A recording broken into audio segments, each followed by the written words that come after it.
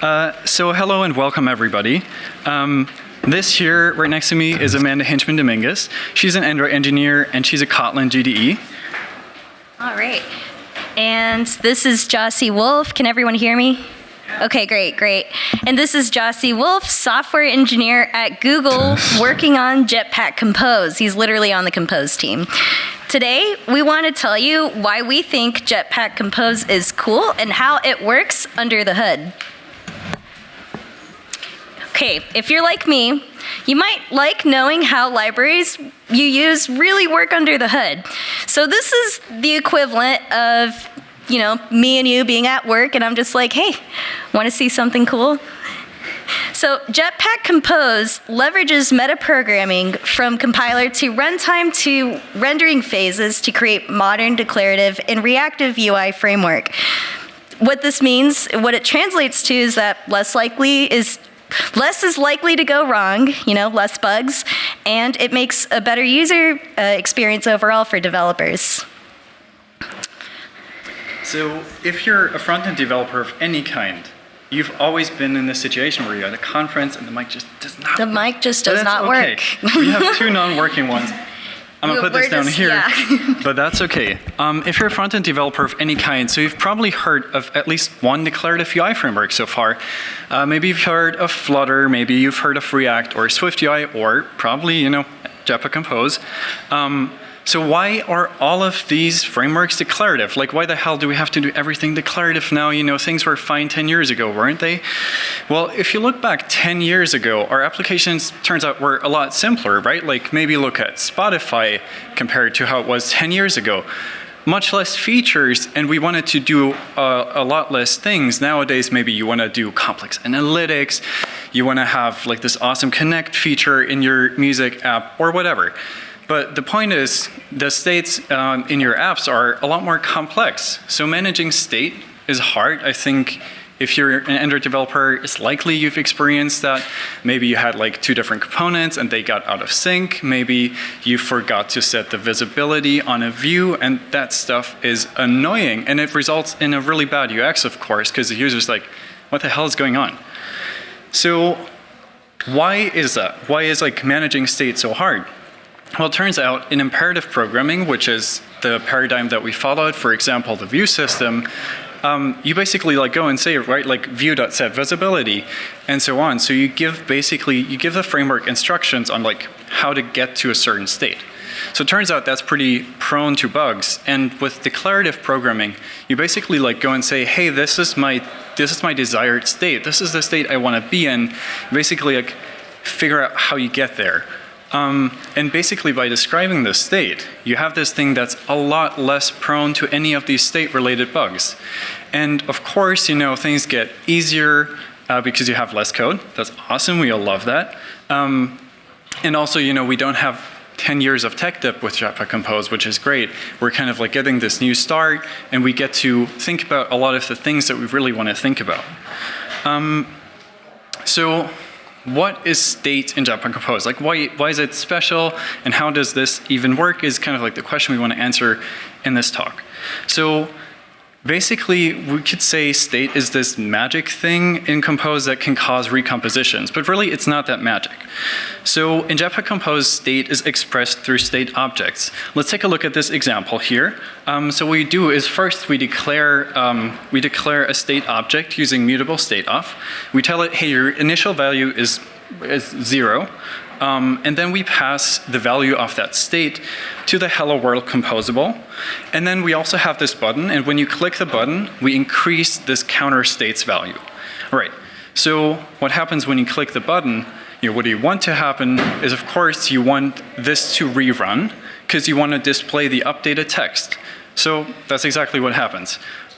We update the state's value, and turns out Jetpack Compose knows that this value changed, so it re-executes this. This is called recomposition.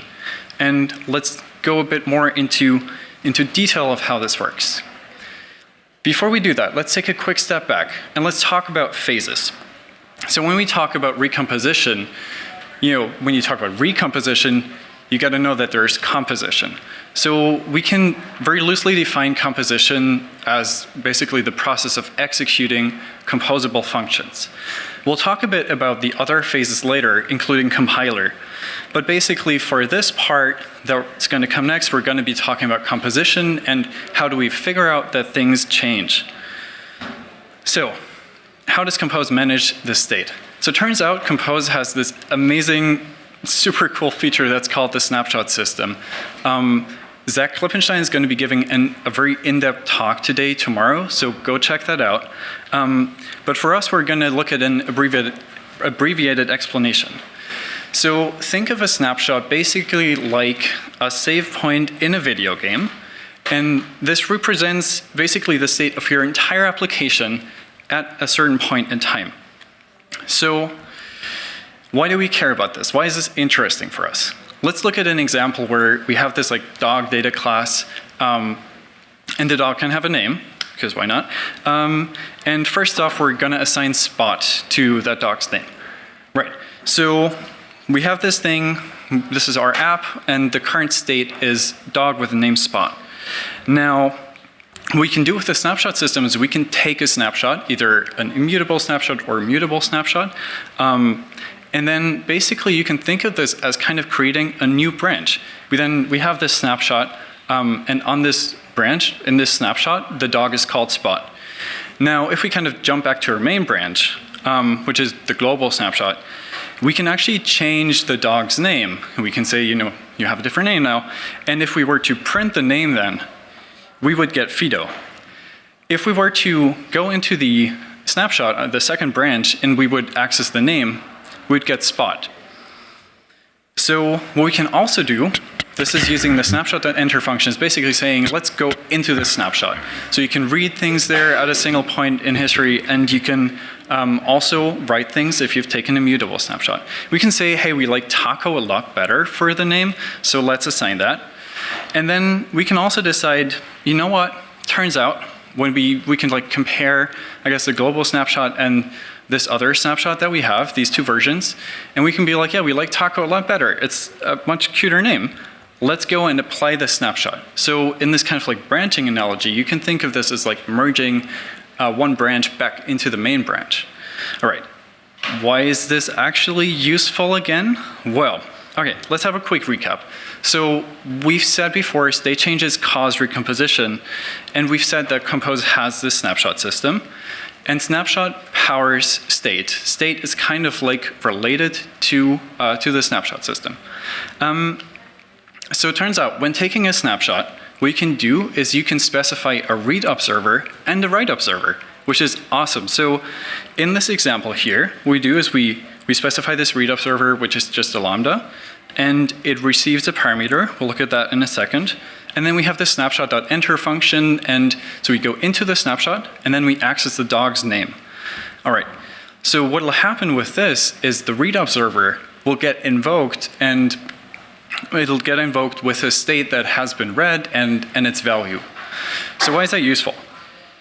So it turns out that if you think about a composable function, right, if we think of our hello world composable function with maybe like a counter, we can actually get notified when a state's value is being read. So what if we were to kind of add another dimension to this?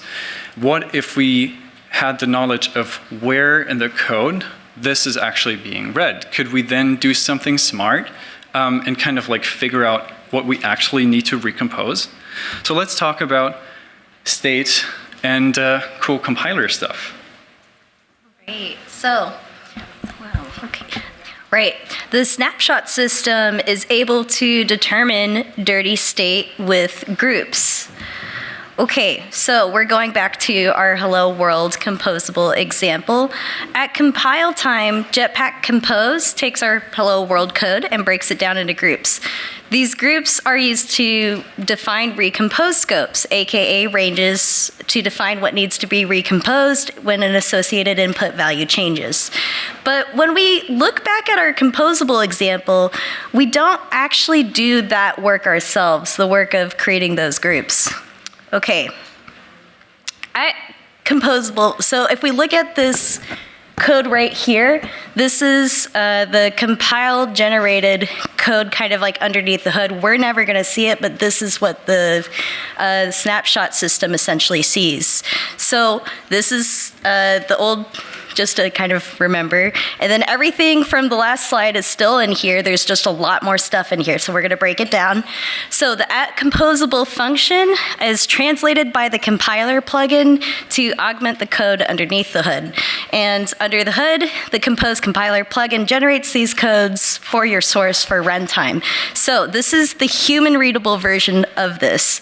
And you can see here, it's just way too tiny on this screen, but, oh, okay. So you can see the hello world, we still see the greeting, but you'll notice that there are two additional parameters injected in.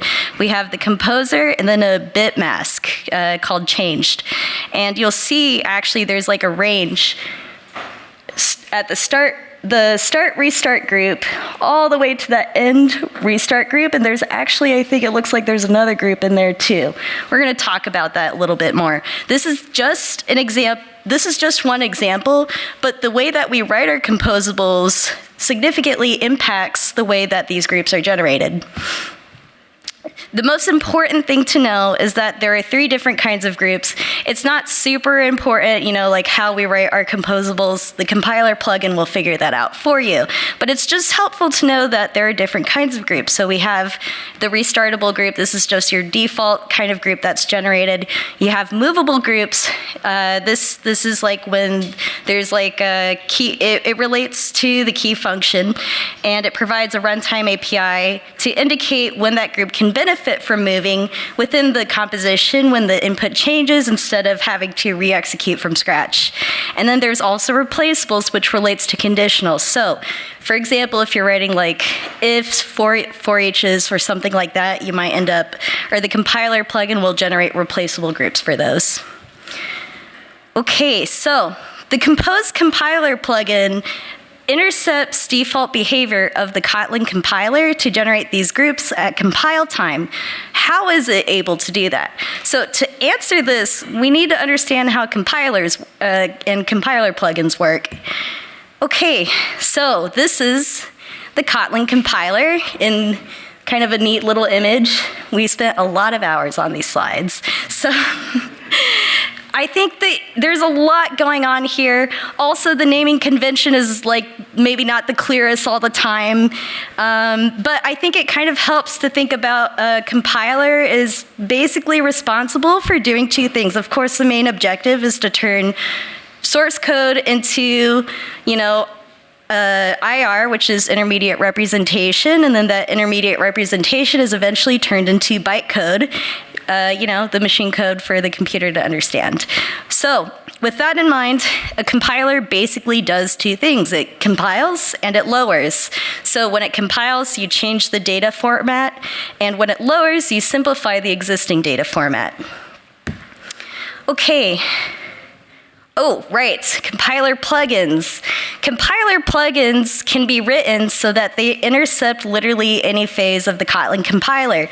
That image is not correct. There should be that Jetpack Compose in every phase, because in the case of Jetpack Compose, it does intercept like every phase of the Kotlin compiler, but we're really like only focused on like a very specific part that is important to us. So to better understand that, we're gonna do like a quick run through of what it might look like to go through the Kotlin compiler. So the compiler always builds upon itself and keeps scanning itself again and again, and it builds like more complete information every time.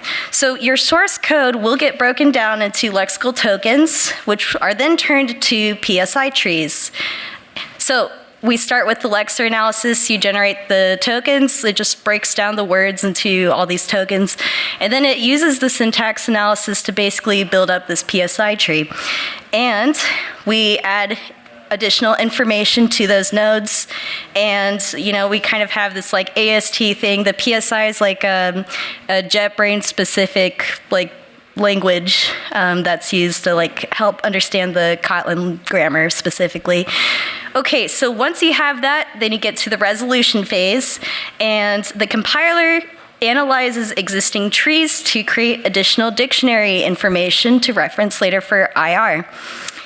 Unoptimized IR gets generated at the end of the phase and then is eventually fed into the backend. And those trees are augmented and optimized in resolution, which helps to produce IR that's needed to feed into the backend. And coincidentally, if you're writing like plugins, like usually like the front end of the compiler is like, you know, a really good start, like, to understanding, like, what it is that you're doing. There's not a lot of documentation on it. There's also not a lot of documentation on the compiler itself. So I have started to writing some of that. So if you're interested more into Kotlin compiler stuff, like, I do have an article, and, you know, eventually I'm going to get to the next part and the next part. It's all just sitting in my head, so I promise it's going to get out there. So we'll have a link later on for that. We do have like just kind of like a giant link tree at the end, so don't worry. There will be an opportunity to look into that. But let's get to the back end. We have our generated IR at this point. So once we have our generated IR, that is fed into the back end, and then IR transformations take place. This is where some of the heaviest work for Jetpack Compose is done. So usually the IR transformations will perform optimizations on IR, so that includes jobs like removing dead code, refactoring code, improving performance, and the compiler analysis will do additional IR transformations, otherwise known as lowering. It will analyze the IR needed to create additional data like call graphs, control flow graphs, the call stack, you know, so on and so forth. So after IR transformations, then there are additional CPU-related lowering functions, but we're really interested in the first half of the backends, because this gets pretty low level, and we're talking about, like, you know, we're generating additional data layers that might include like concurrency and stuff like that. It's super low level, but we're really looking at the optimizing phase. So the IR's transformations and the optimizing phase is what's responsible for creating these groups. So we're going to revisit our hello world example one more time, now that we've had all that. So normally at that phase when we're talking about IR transformation and we're talking about lowering and simplifying, what we're usually talking about is stuff like, okay, like you have 3 to the power of 2, now it becomes 3 times 3 because it's easier and faster for the computer to calculate, you know, stuff like that. But in the case of Jetpack Compose, IR is augmented majorly, like the exact opposite is done. So with Composes intervening, here is a human-readable version of what generated augmented code might look like at the IR level.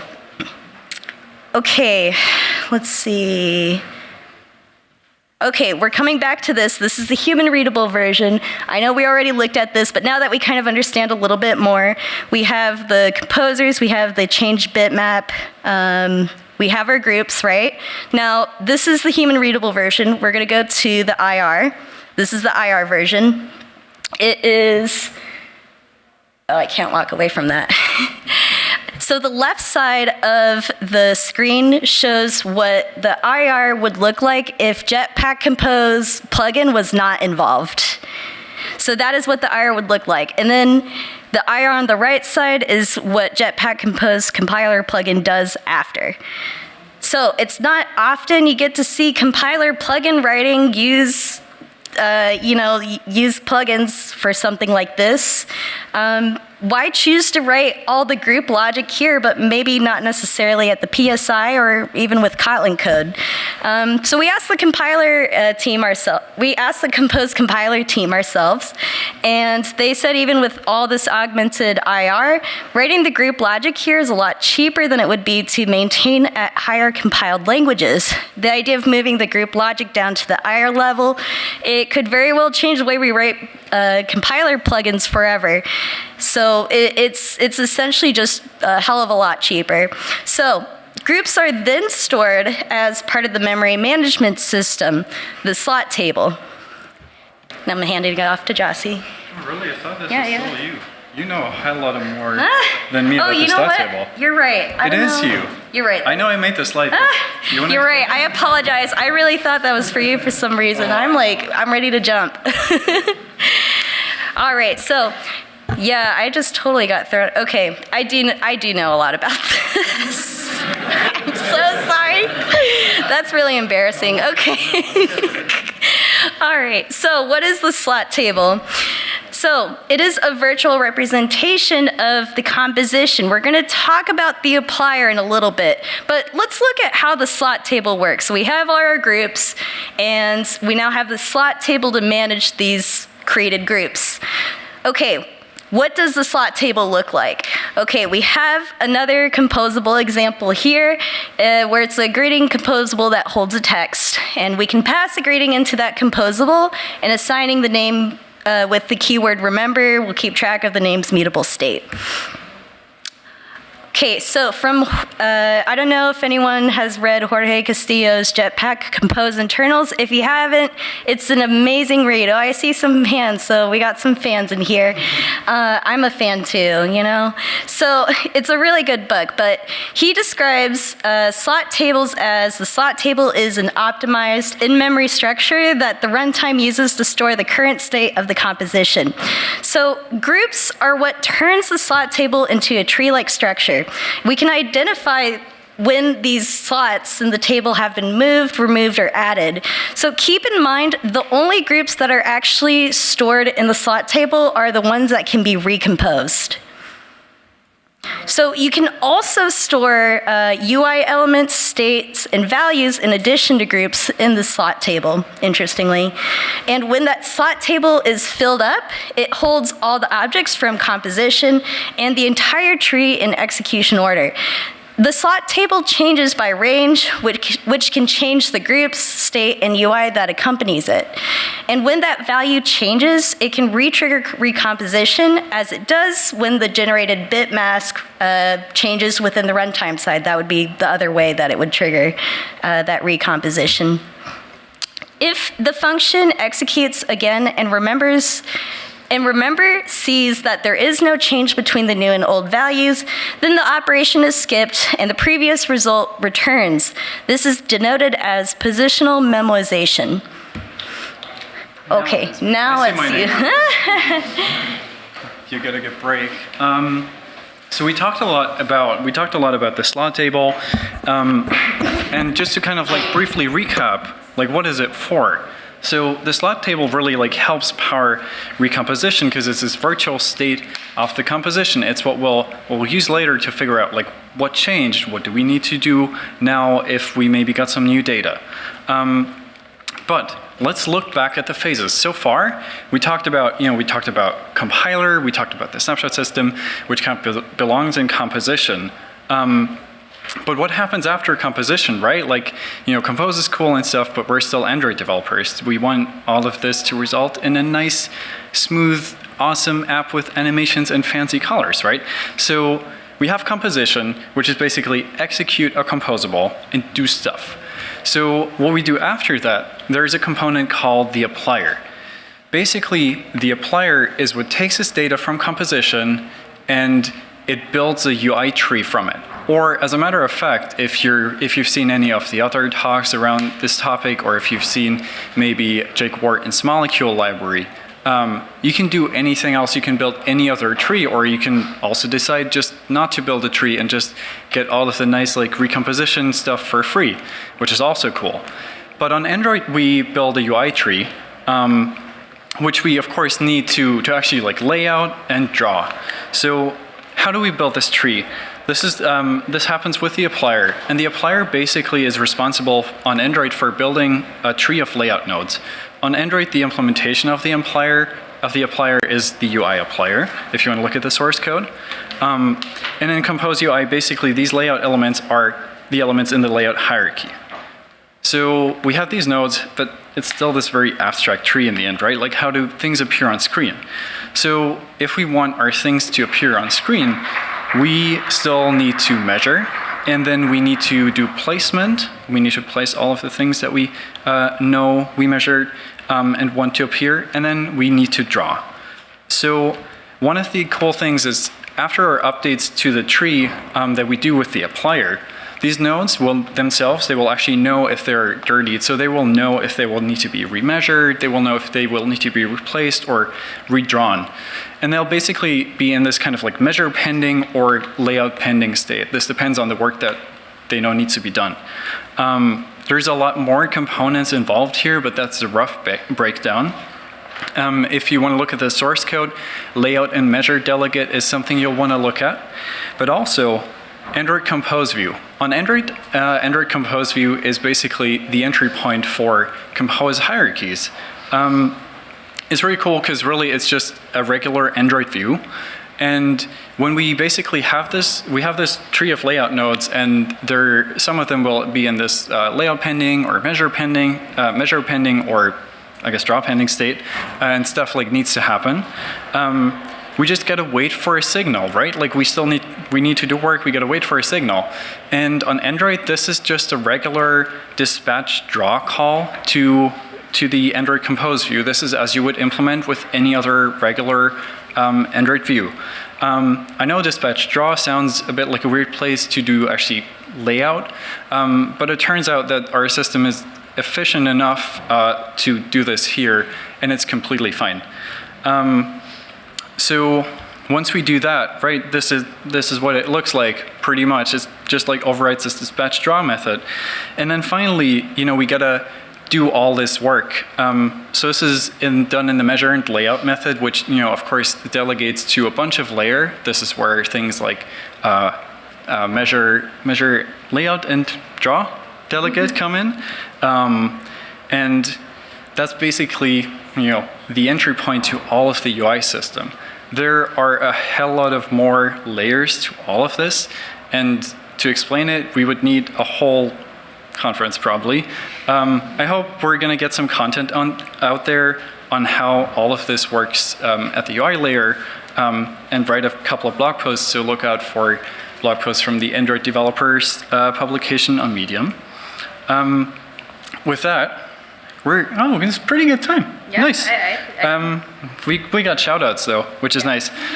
So Leland Richardson, who works on the Compose team, he's just this amazing human being who, we pinged him, we were like, hey, would you take half an hour to answer our stupid questions? And he was like, hell yes. I'm gonna sit down with you for 2 hours, answer all of it in detail. And it was just amazing, and he's super cool. Zach Klippenstein, he wrote this awesome 5-part series on snapshot state, and also he's giving the talk tomorrow about snapshot state, about the snapshot system, so go view that. I know it's early at 9 a.m., but go view it. It'll be really good, and it'll fuck up your brain. George Mount, who works on Compose UI, who's a major contributor to how all of Compose UI works. He works at Google, and I was like, hey, George, can you explain to me basically how Compose UI works? Because I'm giving this talk in a couple of days, and I don't really understand it. And he was like, yeah, sure, let's do it. So thank you, George, for being generous. Also, Matvei and Simona, who work on Compose Eng. Matvei's here, and Simona is over in Europe, who works on DevRel. They helped us review things. And Jorge Castillo, of course, for writing this book. A lot of shout outs, but this talk wouldn't have happened without all of this. So thank you all so much for listening. If you have any questions, mics are somewhere out there, back there. So yeah, thank you.